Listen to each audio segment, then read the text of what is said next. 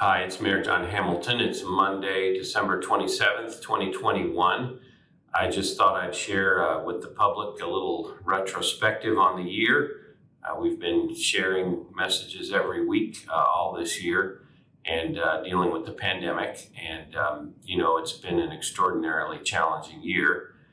We think back a year ago, in the start of this year, we were desperately worried about what was happening with the pandemic. It was killing a lot of Americans, a lot of Hoosiers, a lot of our fellow Bloomingtonians regularly.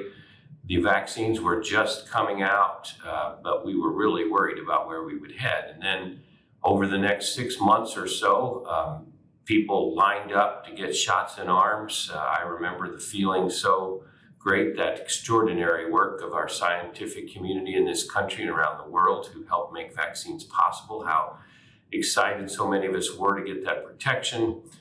Millions did in the state, tens of millions in the country.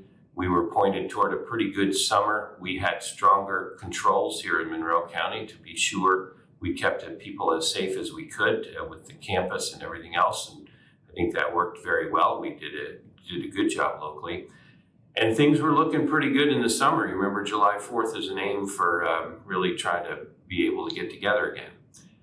Then two things kind of hit at once. One, we didn't have enough people vaccinated. There were too many of us who, for various reasons, opted not to get vaccinated. And then the Delta variant hit, a mutation of the virus, and that really exploded across the country, across the world, in Indiana and in Bloomington, and caused a major setback in terms of disease and death and hospitalization. We worked very hard through the fall to address that, continuing to be careful. And then we thought we were making progress.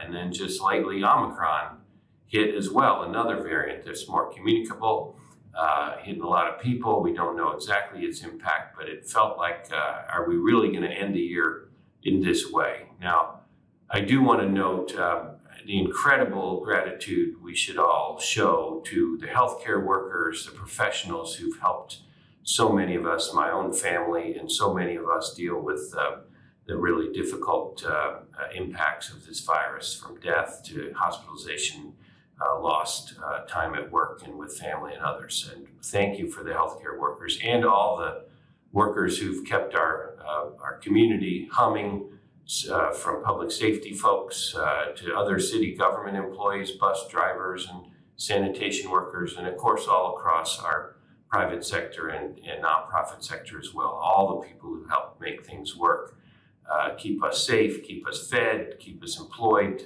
Thank you for all that.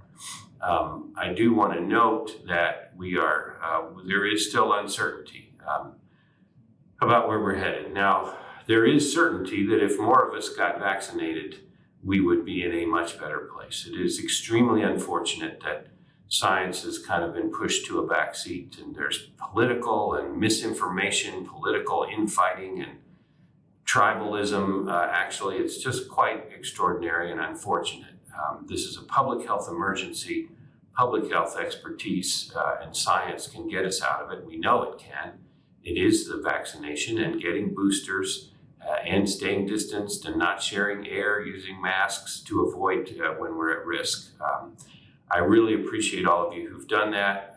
Looking back over this year, we just have to be so grateful for the amazing work of so many of our fellow Bloomingtonians and of course across the state and nation who've given of themselves, who've approached this this isn't about me, this isn't about what's my best thing for me, it's about how do we get through it together. That's the spirit that our healthcare providers have given us, that so many others have, and it's what it's going to take for all of us to realize, I got to take some steps to get us all through this. It is not, it shouldn't be us against them. It should be we together. And I hope that's something we can take out of this year. It's been exhausting for so many, challenging for so many. I'm sorry this is a little longer message than usual, but just looking back over the year, I wanted to thank you so much for all that you do in our community, and just urge that each of us think about, how do I help my family, my community, my school, my workplace, my church, my faith organization? How do I help all of us move forward and stay safe. And really the evidence is clear. For those who are not medically contraindicated, it's doing the right thing and getting the booster and after a vaccine.